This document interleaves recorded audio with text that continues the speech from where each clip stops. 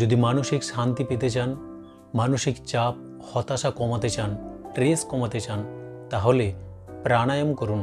আজকের প্রাণায়াম অনুলোম বিলোম প্রাণায়াম। এই অনুলোম বিলোম প্রাণায়াম কিভাবে অভ্যাস করতে হয় আজকে আমি আপনাদের জানাবো। নমস্কার, যোগ আরাধনায় আপনাদের সবাইকে স্বাগত। অনুলোম বিলোম প্রাণায়াম কখন অভ্যাস করবেন? অনুলোম বিলোম প্রাণায়ামটি অভ্যাস করবেন সকালে সূর্যোদয়ের সময়। প্রকৃতির সাথে একাত্ম হয়ে প্রাণায়ামটি অভ্যাস করতে হয়। যারা সকালে সময় পাবেন না তারা অবশ্যই সন্ধ্যার দিকে করতে পারেন, খাবার 2-3 ঘন্টা পরে। কিভাবে অভ্যাস করবেন সেই অভ্যাস প্রণালীটা আজকে আমি আপনাদের দেখাবো। প্রথমে পদ্মাসন বা সুখাসনে বসবেন, মেরুদণ্ড সোজা রাখবেন, চোখ বন্ধ করবেন, শ্বাস প্রশ্বাস স্বাভাবিক রাখবেন।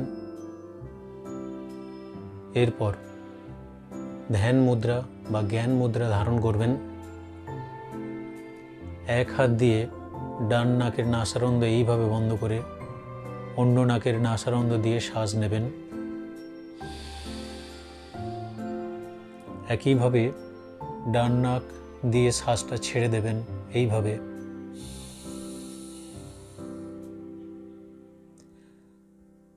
ঠিক যেদিক দিয়ে শ্বাসটা ছাড়লাম অর্থাৎ ডান নাসারন্ধ্র দিয়ে, সেখান দিয়েই আমরা শ্বাসটা নেব।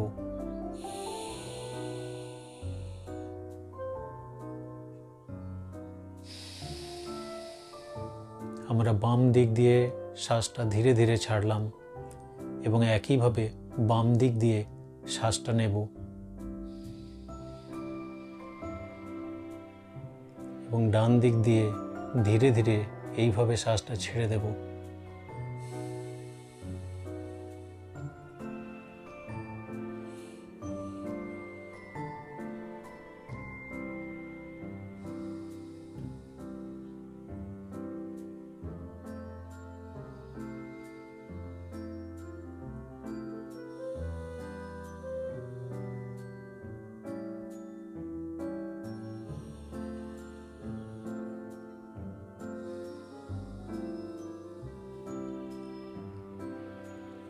এইভাবে প্রথমে যতক্ষণ ধরে শ্বাস নেবেন ঠিক ততক্ষণ ধরেই শ্বাসটা ছাড়বেন।